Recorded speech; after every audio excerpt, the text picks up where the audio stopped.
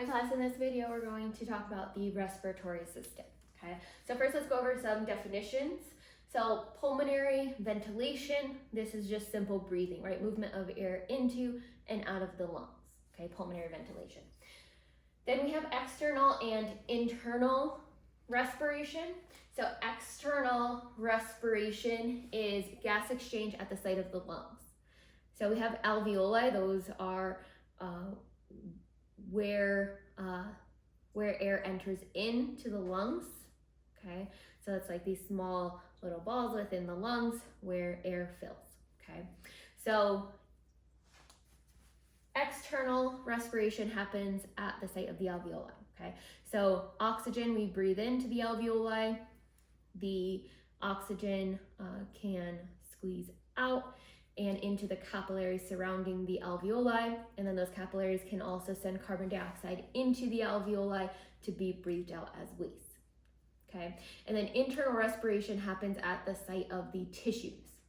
Okay, so internal respiration is from the capillaries, red blood cells squeeze out and send oxygen to the tissues, and then the tissues send carbon dioxide back to the capillaries to go into the veins, back to the heart. Okay, where it can then go to the lungs. Carbon dioxide can be breathed out, and then oxygen can be sent to the red blood cells to be sent to the body tissues. Okay, so external respiration, gas exchange at the site of the alveoli. Internal respiration is gas exchange at the site of the tissues, the body tissues. Okay. Okay. So we have an upper and lower respiratory system. We're going to talk about all of these structures both in the upper and in the lower respiratory system. Okay, so the nose, this is the external portion of the respiratory system. So of course this is where we breathe in our air. Okay, so it's an airway for breathing. It also moistens, warms, and filters the air that we breathe in. It's also a resonating chamber for speech, so if you have like a stuffy nose, it affects your voice as well.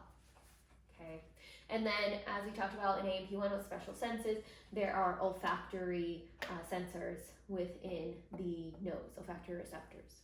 Okay, so that is how we can smell different things. Okay. So we have an external nose and a nasal cavity. Okay, so external nose, we have the root, that's like the area right here between the eyebrows. Okay, the bridge of the nose is like where glasses would sit, so like right here. Okay, and the apex, so this is the tip of the nose. Okay, and the tip of the nose underneath the skin has cartilage. Okay, so it helps to give shape to the tip of the nose. Okay. Okay.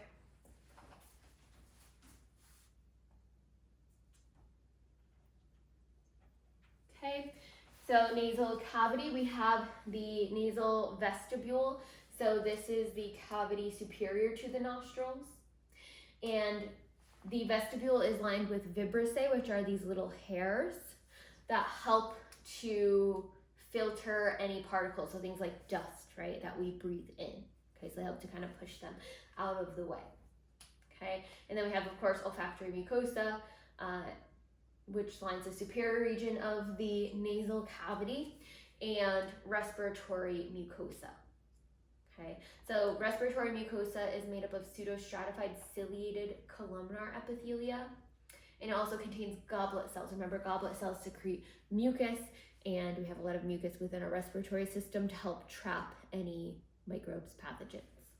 Okay.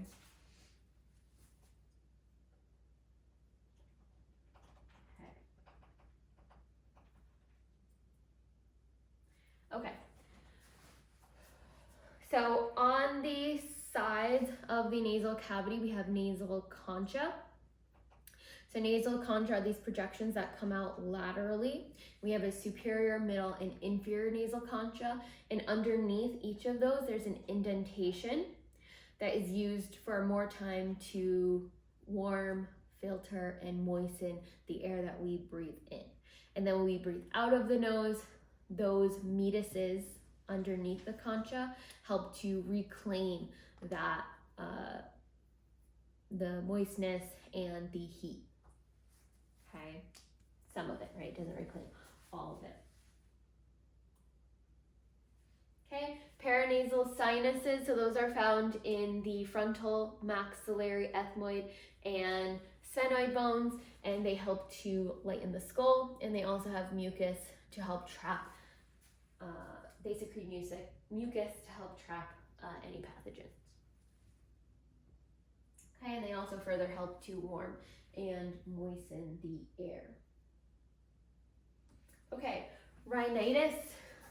So anytime you hear, so rhinitis is inflammation of the nasal mucosa. So itis always means inflammation. Okay, so anything that ends in itis is inflammation of something, and the prefix RHIN means nose. Okay, so this is inflammation of the nasal mucosa specifically. Okay, so also more commonly known as a cold. Okay, so rhinitis is just a cold, common cold. Okay, so since the nasal mucosa is continuous with the mucosa of the respiratory tract, the infection easily spreads throughout the respiratory tract. So it can spread from the nose to the throat and then to the chest, to the lungs. Okay.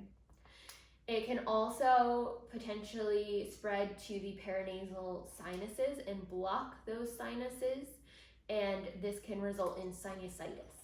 Okay, so this is inflammation of the sinuses, right? Itis, inflammation, sinus of the sinuses. Okay, so this can lead to absorbing air, which produces a vacuum, and that leads to a sinus headache in that case. Okay, so we talked about these first two areas of the upper respiratory system. Now let's talk about the pharynx. So the pharynx is a passageway, so when we breathe in through the nose, the pharynx is the tube behind the nose, mouth, and then it goes down into the larynx, trachea. Okay. So it's a muscular tube. It runs from the base of the skull all the way down to C6 vertebrae. Okay. So it's made up of skeletal muscle, and it also it's also part of our resonating chamber for speech. Okay, and it contains tonsils. Okay, and remember those are part of the immune system. They lure things into the immune system and try to fight it off before it gets to the rest of our body. Okay. Okay. So it has three regions of the pharynx. So we have the nasopharynx. This is behind the nose. Then we have the oropharynx, which is found behind the oral cavity or mouth. And these are all continuous. It's one like continuous tube. Nasopharynx is the area behind the nose. Oropharynx is the area behind the mouth. And then the laryngopharynx is the area that leads into the larynx or voice box.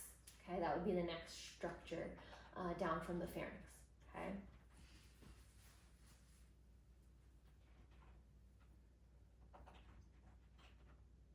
Okay, so the nasopharynx contains the pharyngeal tonsils, also known as the adenoids. So it's located on the posterior wall of the nasopharynx. And the pharyngotympanic tubes or auditory tubes. So these drain any fluids and equalize the pressure in the middle ear. Okay, so those auditory tubes are very important. Oropharynx behind the mouth. Okay, it has some regions. So the isthmus of Fauces, that's the opening to the oral cavity. That's found in the oropharynx. The palatine tonsils are found in the lateral walls of those fauces. And the lingual tonsil is found behind where the tongue is in the mouth. Okay, and then laryngopharynx, again, passageway for both food and air, It's behind the epiglottis. When the epiglottis is upright, we'll talk about the epiglottis. It folds over on top of the larynx so that food goes down the esophagus and does not go down into the lungs. Okay.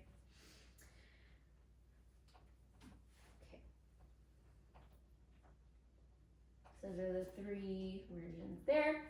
So that's all upper respiratory, lower respiratory. We're going to start with the larynx. So that's the voice box. Okay. It's also a passageway for air, and it connects the pharynx and the trachea together. Okay. So it extends from the 3rd to the 6th cervical vertebra, and the hyoid bone attaches to the larynx as well. So that bone that doesn't have any attachment to any other bones within the neck is the hyoid bone. Okay. Okay. So a few different functions of the larynx. It provides a patent airway, which means it remains open, so it doesn't ever collapse. Okay. It helps to route air and food into the right passageways using that epiglottis. Okay. And then it has the vocal folds, so it helps to produce our voice. Okay. So those vocal folds will vibrate as air passes through them, and we pass through air in different ways to produce different types of sounds. Okay.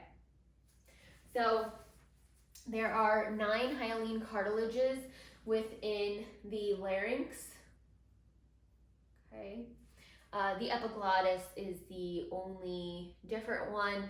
It's a cartilage, but it's made up of elastic cartilage, so not hyaline cartilage. Okay. Epiglottis also has some mucosa with taste buds. Okay, so we talked about that a little bit in special sentence, that the epiglottis has some taste buds as well. Okay. The other cartilages include the thyroid cartilage, which has a laryngeal prominence, which makes up the Adam's apple. Okay, so it's found right in this area here. The cricoid cartilage is right underneath the thyroid cartilage, and it's a ring shaped. It goes all the way around to the back of the larynx. Okay. 2 arytenoid cartilages, 2 cuneiform, and 2 corniculate cartilages. Okay, and then the epiglottis, which we already talked about.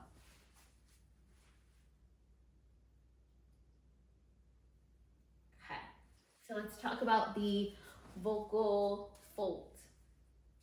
Okay, so we have the vocal ligaments. These form the true vocal cords. Okay, which those are the ones that vibrate so that we can create different sounds. Okay.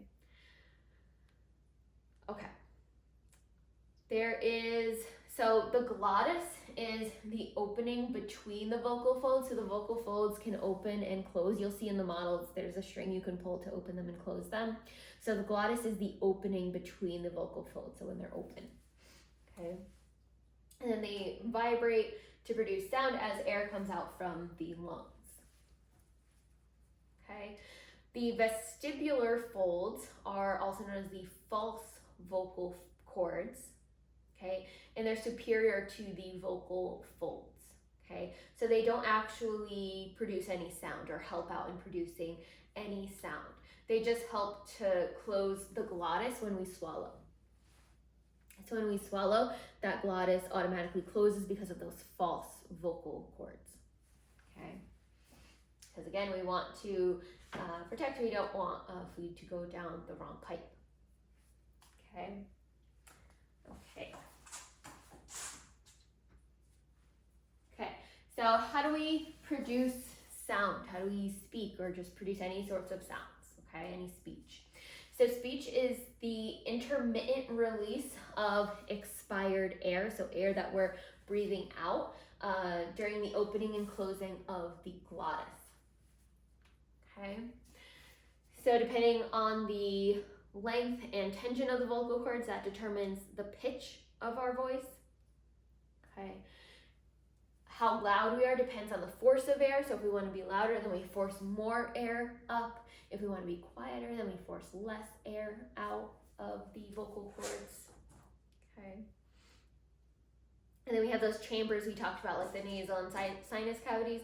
Those help to enhance the sound quality of our voice. Okay, and then we shape it, that sound that's coming out, into language using things like our tongue, right? We move our tongue in different ways to produce different letter sounds. Okay, the movement of the muscles of the pharynx help with this as well. Soft palate in the back of the roof of the mouth, and how we move our lips as well helps to determine what we're saying, okay, or what we're trying to say.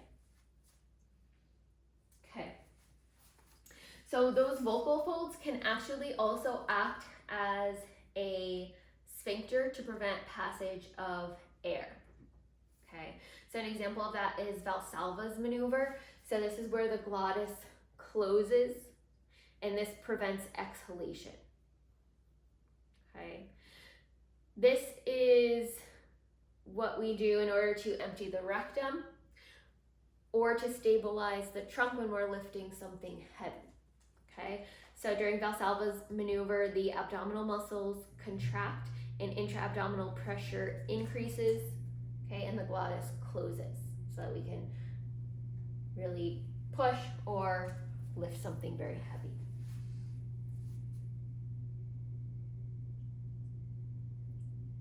Okay, in the PowerPoint, there's lots of pictures showing all of those different structures that I just talked about, so make sure you take a look at that as well. Okay, so homeostatic imbalance is laryngitis. So again, inflammation of the larynx or of the vocal folds.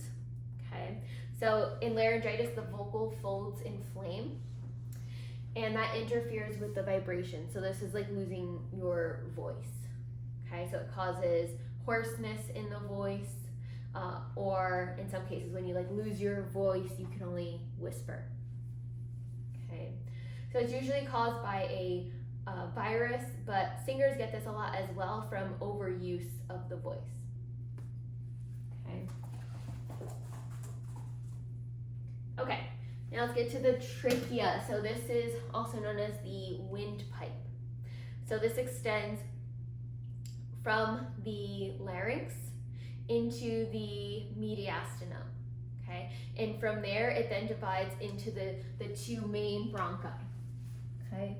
So here we have our trachea. It has over it tracheal cartilage rings. So I'll draw those like this, okay? And then it branches off into the two main bronchi.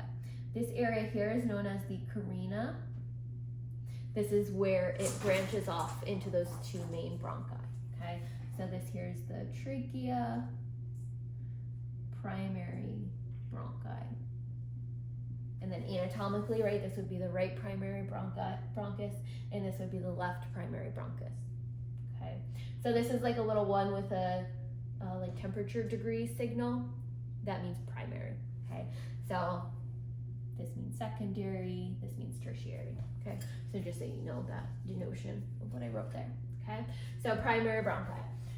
So it's about 4 inches long and 3/4 inch in diameter, and it's very flexible, the trachea, okay? And the walls of the trachea are composed of 3 layers. A mucosa, which has that ciliated pseudostratified epithelial with the goblet cells. So you will find mucosa or mucus within the trachea as well, and those cilia to help push things out so that we don't have debris getting into the lungs. The submucosa, okay, so mucosa is going to be on the inner lining of the trachea. Then the middle layer is the submucosa. So it's made up of connective tissue with seromucous glands, and it has these cartilage rings. Okay, so these rings help to hold the trachea in place so that it doesn't collapse. And then adventitia, this is the outermost layer of the trachea, and it's made up of connective tissue.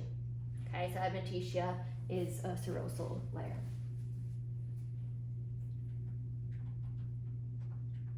Okay, the trachealis is smooth muscle fibers,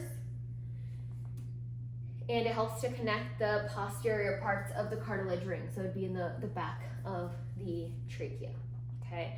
And the trachealis is what contracts when we cough to help push out mucus, okay? And then the carina I already talked about, that's where the branching occurs, okay? So the mucosa found within the carina is very, very sensitive. So if any foreign object does end up making its way to the carina, so the mucus has failed, the cilia has failed within the respiratory system above the carina, then you would have a violent coughing fit, okay? So it's like that on purpose, right? Because we really don't want anything going into the lungs, which is where these bronchi are leading into, okay? Okay. So when you see the picture on the PowerPoint, the trachea is this large opening, and then behind it is the esophagus, which is much smaller in diameter. It's not as large of an opening, and it's slightly collapsed as well. Okay, so this would be the trachea. This here would be the esophagus, where we'll talk about that when we get to digestive system in the next unit. Okay, so how does smoking affect the respiratory system? So smoking destroys the cilia. Before it destroys, if you smoke long term, at first it just inhibits the cilia. So they don't work to get debris out from the lungs. Okay, so they don't work anymore. Usually they kind of flow like this and can push things out of the way. But when you smoke, it inhibits that, and then eventually the cilia do get destroyed. Okay. Without cilia, the only way we have to prevent mucus from accumulating going down into the lungs, the cilia also like pushes the mucus so that it's always flowing, okay? So the only way to prevent the mucosa from getting into the lungs is going to be through coughing, okay?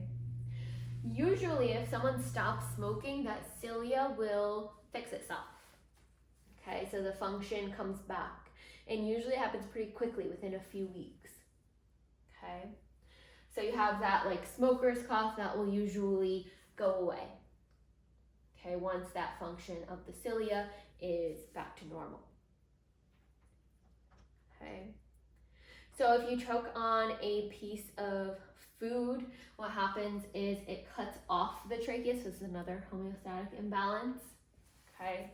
And this is life-threatening because if this is blocked off, there's no other way for air to get into the lungs, okay? So if someone is choking, what you're supposed to do is the Heimlich maneuver. So this is where the air inside of the lungs is used as like a force to push out the food. So you go underneath the diaphragm. The diaphragm is a muscular tissue right underneath the lungs, and you push it up, and there's always air within the lungs. Even if we've just breathed out, there's still quite a bit of air left in the lungs so that they don't collapse. And you can expel that air from pushing up on the diaphragm, and hopefully that force and pressure pushes out whatever the person is choking on from the trachea. Okay. It can also lead to cracked ribs because you're pushing up right underneath the ribs here.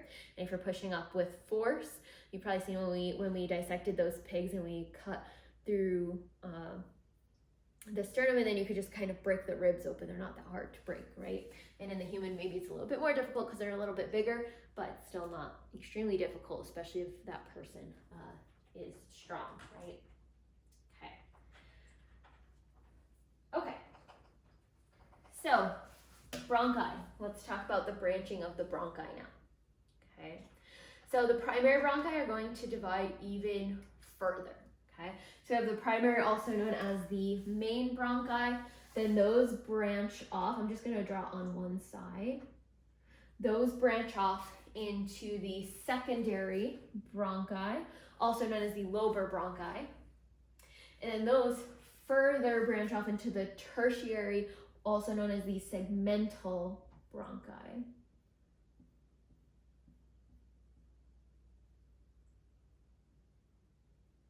Okay, so here's our tertiary or segmental bronchi, and then those further branch off into bronchioles. So I'll just draw some branching from here. Okay, so these would be bronchioles. There are pictures of these in the in the PowerPoint, so I suggest looking at those. I'm not the best drawer here, but it's just further and further branching, okay? And then those branch off even further into terminal bronchioles, and those lead further into the alveoli. Okay, so we have two different zones of the bronchi. We have the conducting zone and the respiratory zone. Okay, so the conducting zone consists of the trachea, primary bronchi, secondary and third bronchi, bronchioles, and terminal bronchioles, and then it gets even smaller. So this, all that I drew here, is part of the conducting zone. And then the respiratory zone, we have the respiratory bronchioles. So these terminal bronchi branch off even further into respiratory. I'll just draw bronchioles. Okay. And these are what you'll find the alveoli coming off of. So there's one more, they branch off into one more area known as the alveolar ducts, okay? And those lead into the alveoli, okay? So you have a duct, let's draw it kind of bigger, a duct leading into an alveolar sac made up of a bunch of individual alveoli.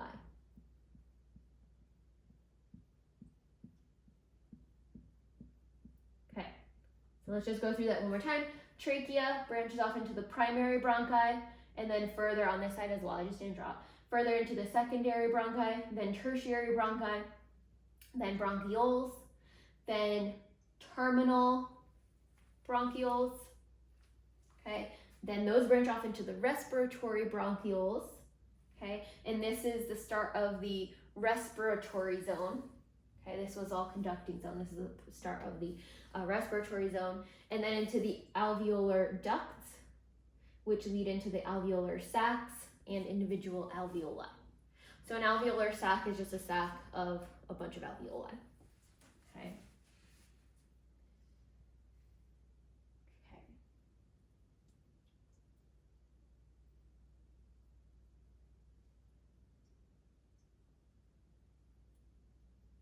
Okay.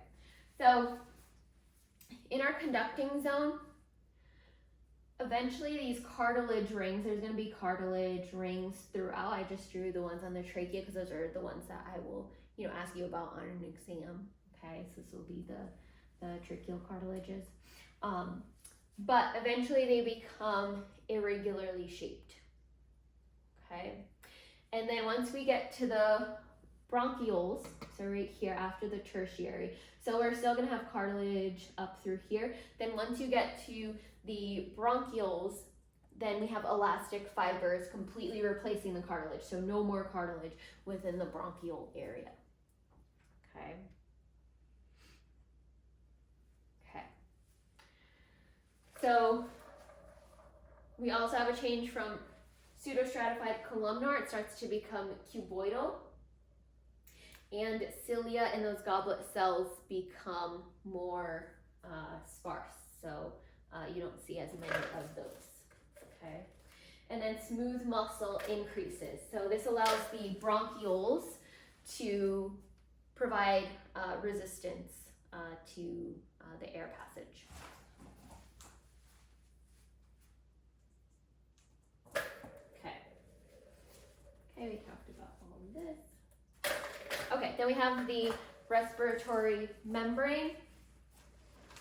Okay, so this is a blood-air barrier, and it has the alveolar walls, and then there's going to be capillaries on the outside of these alveolar sacs here.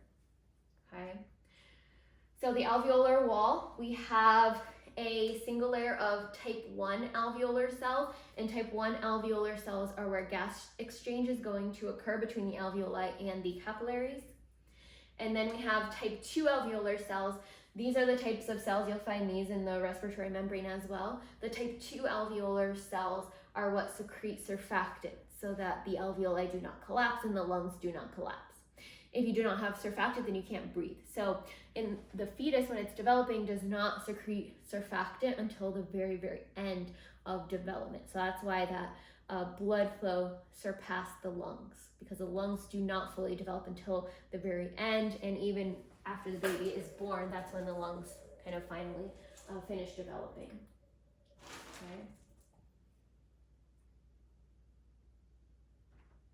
Okay, and then we have the lungs. Okay, so the lungs are a paired organ, so we'll have one on either side here, and this branching would be inside of the lungs. So we have one lung on either side of the body. Okay.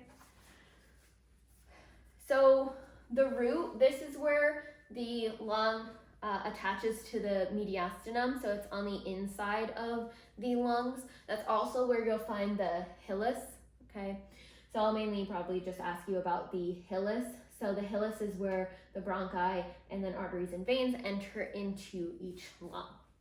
Okay. Apex is the superior tip of the lung, and the base is the inferior surface, the part that is going to rest on the diaphragm. So you have our lungs, and they sit on top of the diaphragm here. Okay. So the left lung has a superior and inferior lobe, and it's separated by an oblique fissure. So I'm going to try my best to draw a left lung here. Okay. It also has this cardiac notch. This is the area where the heart leans to the left, so it fits into like this space here. So that's why the left lung has a cardiac notch, the right lung does not. Okay. So it has a superior and inferior lobe, and they're separated by an oblique fissure. So it's actually a little bit more, something like this. Okay, so superior and inferior lobe, and then this would be the oblique fissure. So remember when we dissected the pigs last semester, you could see the different lobes of the lungs because they were very separated by these fissures. Okay, and then the right lung is separated into 3 lobes, so it looks something like this. And again, I'm not the best drawer, but it looks something like that. Okay, and then we have, let me just draw. Okay, so it has a superior, middle, and inferior lobe. So superior, middle, inferior lobe. This here would be the horizontal fissure, and then the diagonal one here is the oblique fissure.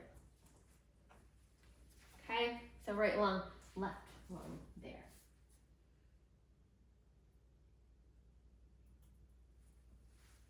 Okay.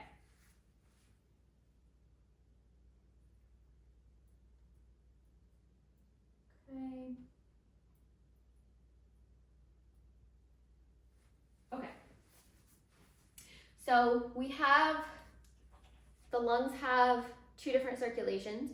So pulmonary circulation, this is where the pulmonary arteries, okay, are going to deliver venous blood from the heart to the lungs to become oxygenated. Okay, and then the pulmonary veins, they carry oxygenated blood from the respiratory zone back to the heart. Okay, so this is a low pressure, high volume system. Okay. Okay, and then we have bronchial circulation.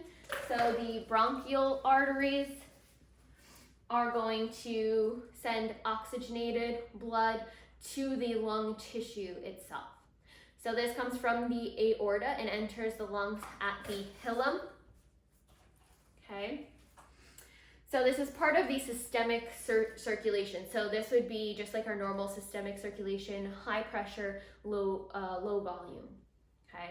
So this supplies all of the lung tissue that we talked about except the alveoli. Okay. Okay. Okay, pleurae of the lungs. So the pleurae is a thin, double-layered serous membrane, and it divides the thoracic cavity into 2 pleural compartments and the mediastinum, which again is the area where the heart sits in between the lungs. So there's a visceral pleura. This is on the outside of the lung, and then a parietal pleura, which is more superficial, okay? And then you have pleural fluid filling the pleural cavity between the pleurae, okay?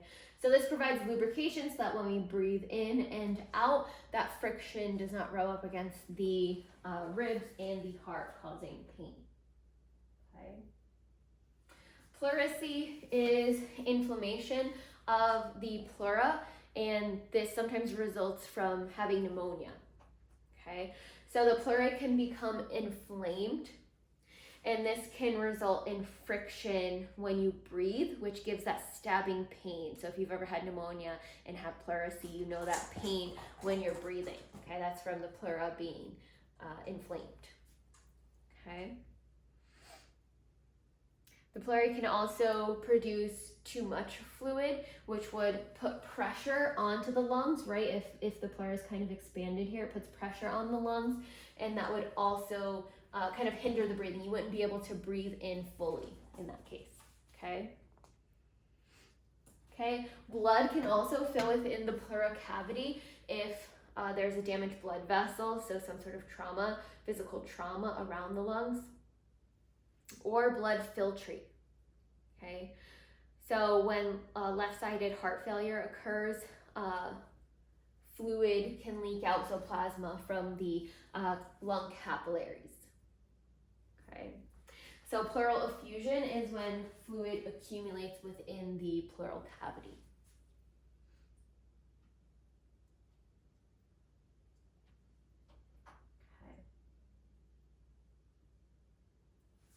Okay. So we talked about the respiratory membrane. Okay, let's stop there for part 1.